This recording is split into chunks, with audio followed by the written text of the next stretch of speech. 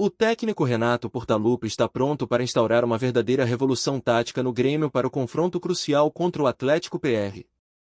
Com a ausência de Diego Costa, os rumores sugerem que o treinador pode optar por uma formação audaciosa, deixando de lado o tradicional centroavante de área em favor de uma abordagem mais ofensiva.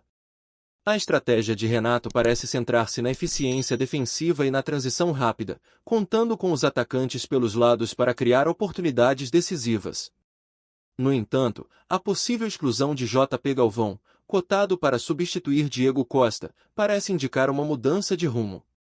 Com um desempenho abaixo do esperado e a crescente insatisfação da torcida, sua presença no time titular é cada vez mais questionável. A incerteza em torno da participação de PP apenas intensifica a necessidade de adaptação. Renato, conhecido por sua capacidade de leitura do jogo, poderá optar por fortalecer o meio-campo, escalando Dodge e Duqueiroz ao lado de Vilazanti. A prioridade máxima parece ser fortalecer a defesa gremista, reduzindo os espaços concedidos ao adversário.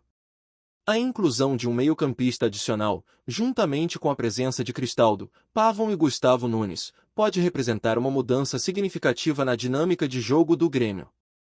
Com a pressão aumentando e a necessidade de pontos, Renato Gaúcho está prestes a liderar uma metamorfose tática que poderá definir o destino do tricolor gaúcho na competição.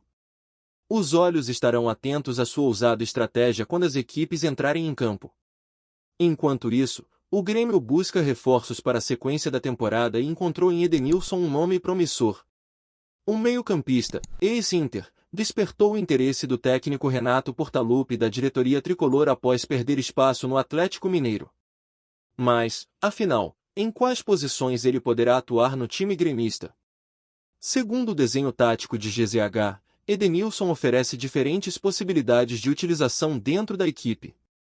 O jogador, que vinha atuando com Felipão e chegou a ser escalado na estreia de Gabriel Milito, antes de uma lesão no cotovelo, possui 9 jogos na temporada, sendo 6 como titular. Sua versatilidade é um trunfo. Ele foi visto em campo como volante, meio aberto pelo lado direito e até mesmo improvisado como lateral. Apesar de sua experiência como lateral direito, função desempenhada ao longo da carreira em diversos clubes, é no meio-campo que Edenilson pode brilhar no Grêmio. Com Renato Portaluppi, ele poderá atuar como um dos volantes adiantado, permitindo que exerça sua característica de chegar à área adversária sem desproteger o meio-campo, já que contará com outros 2 jogadores na mesma faixa. O mapa de calor no Campeonato Mineiro evidencia o posicionamento predominante de Edenilson pelo lado direito, o que corrobora com a possibilidade de utilização como volante ou meia pela mesma ala no esquema tático do Grêmio. Enquanto isso, o mercado da bola continua movimentado, e o Grêmio se vê diante de uma concorrência inesperada na busca por reforços para a defesa. O clube gaúcho, que já havia manifestado interesse no zagueiro Pedro Henrique, do Atlético PR, agora enfrenta a investida do Botafogo, que também almeja os serviços do jogador para fortalecer sua linha defensiva nesta temporada. Segundo informações veiculadas pela imprensa carioca, o Botafogo formalizou uma sondagem pelo zagueiro nos últimos dias, demonstrando seu interesse em contar com o atleta.